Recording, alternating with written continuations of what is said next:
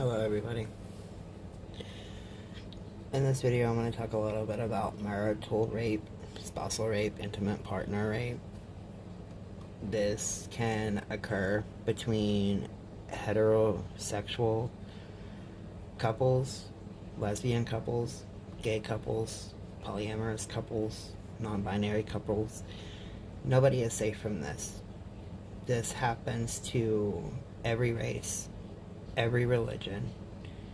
There is so many statistics out there that at the end of this video I will give, I think it's 21 of them. But there's literally thousands of studies done and statistics from all over the world, because this is something that really and truly is happening, and for the most part we turn a blind eye to it. Police are kind of iffy when a report is made, because some of the older generations think it's the duty of the victim to give it up, while some of the younger generation of cops see that, it's wrong, and a marriage paper or a commitment doesn't give anybody the right to just use another person. Then you go into another side of it where the older generation think that you have to respect, especially women. It's still really iffy, extra iffy, if the man is a victim, because then you go into the whole stereotypical views of, well, his body reacted so he wanted it. That's not the case, but it's a stereotype that is just sticking around forever. We need to demolish that stereotype for sure. But that also leads to the younger generations on the opposite side thinking that, well, if you didn't do the dishes, you can at least give it up in the bedroom, kind of thing. I've actually had a cop say that before.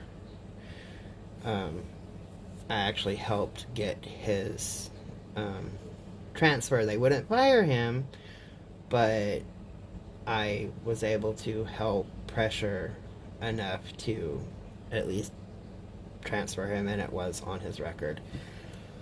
So the older generation and the new generation of cops, you've got half and half. Some older ones see it as it's an okay thing, they won't press it, and other ones, no, this is about respect and we can't allow this. And then the same thing goes with the younger. So when reporting marital rape, it's very controversial, and it shouldn't be. Rape is rape. No means no. There is no in between. There is no getting around it. But marital rape is a type of rape that happens between two people who are married or in another type of intimate relationship.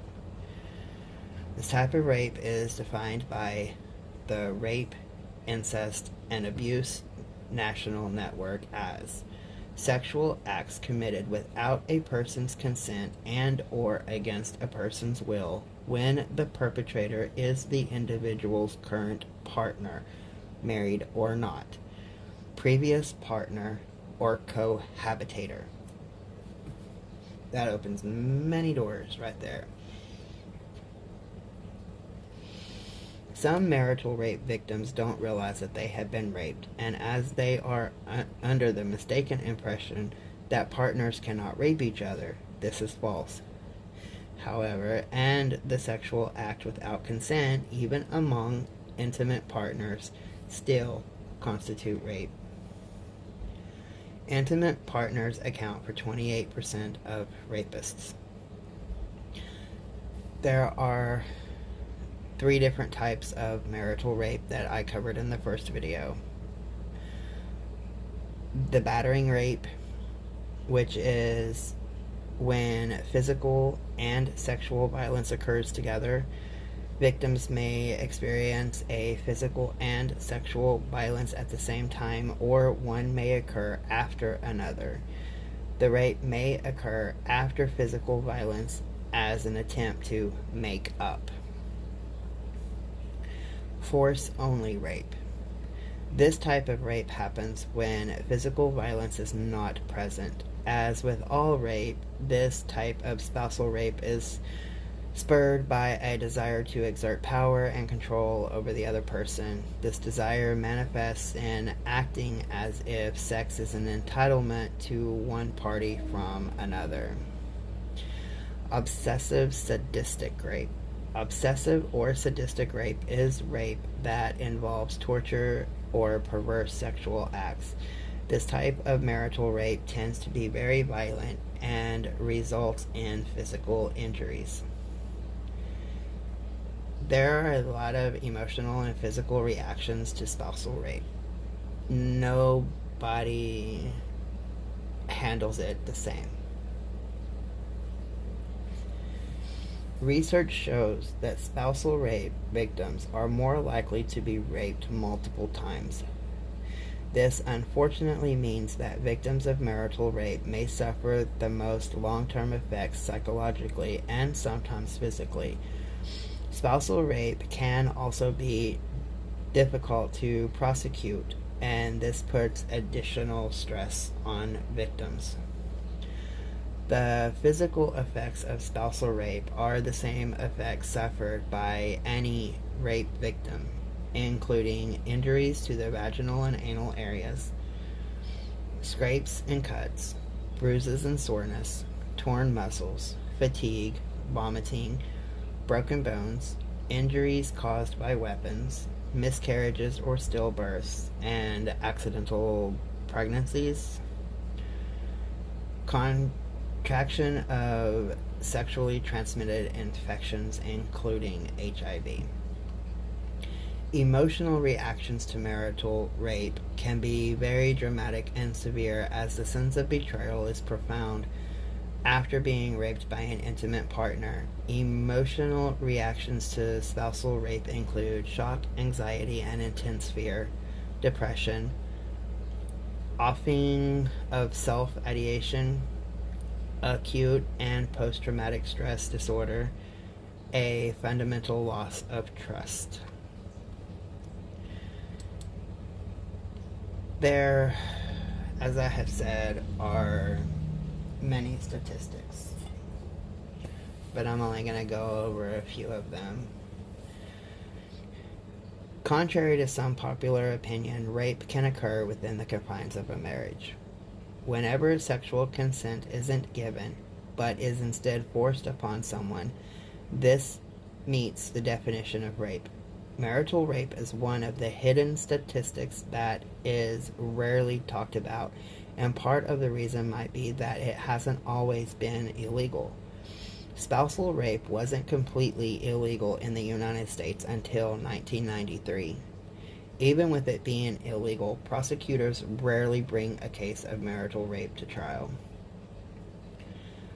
Only 2 surveys have ever been done in an attempt to determine how prevalent spousal rape is today.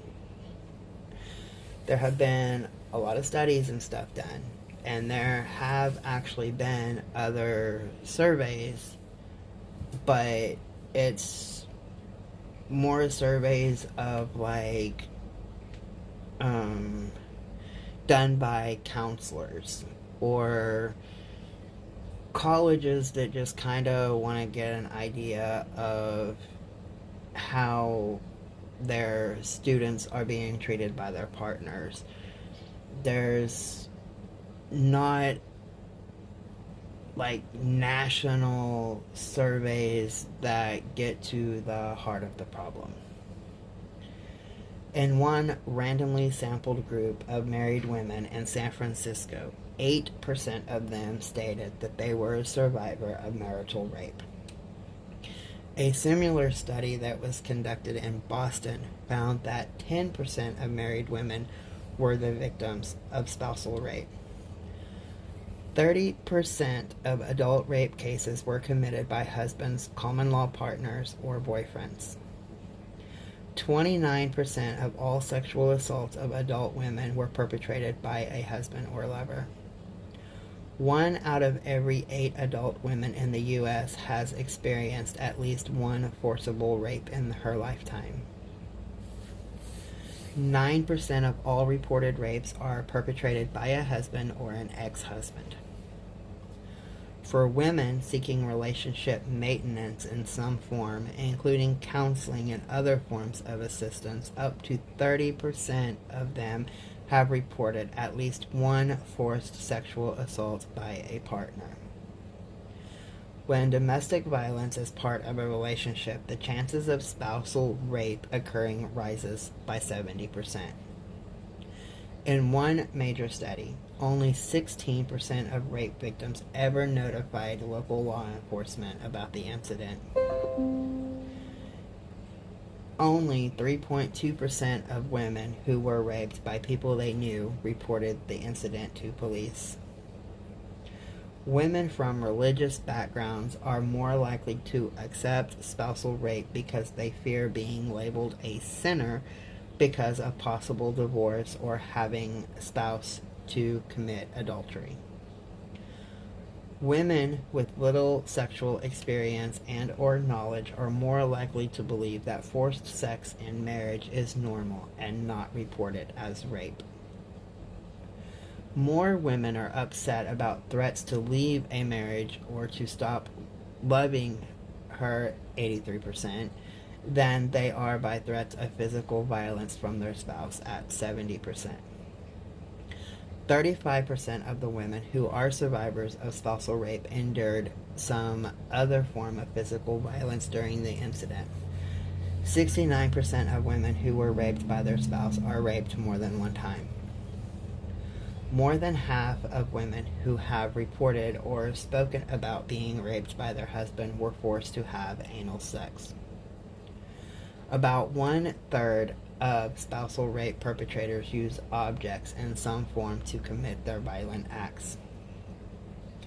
5% of women reported that their husbands forced their children to be part of the spousal rape incident, including engaging in sex. The percentage of rape victims who say that their children witnessed the sexual assault is 18%. Wife rape survivors are more likely to have experienced unwanted and oral and anal intercourse than women who were raped by acquaintances. According to a 2014 report in the United States, about 19.3% of the women and 1.7% of men have reported rape during their lifetime. The intimate partners of about 45.4% of female and 20% of male were perpetrators, participants, or facilitators of the rapes. In general, 8.8% of women and 0.5% of men have been victims of rape by an intimate partner. Among women who experienced rape by an intimate partner, 11.4% of them were multiracial, 9.6% were non-Hispanic white, 8.8% were non-Hispanic black, and 6.2% were Hispanic. About 71.1% of women and 58.2% of men experienced intimate partner violence before the age of 25. It is important to know that you're not alone. If you are considering self-harm or offing yourself, help is always available. You can call a crisis hotline such as the National Suicide Prevention Lifeline at 1-800-273-8255. You can text the word home to the crisis text line at 741-741. You can call the Postpartum Support International Helpline at 1-800-944-4773, 1 for Spanish, 2 for English. The Trevor Project, LGBTQIA plus and under 25 years old, you can text START to 678-678. You can chat online on their website. Just Google the Trevor Project and it'll have a little button that it says chat. Or you can call us at 866-488-7386. The Veterans Crisis Line, 1-800-273-8255. You can text 838-255 or chat online. And then there's a Befrienders Worldwide. This international crisis helpline network can help you find local helplines. So I will put them on my community page. Stay safe, everybody.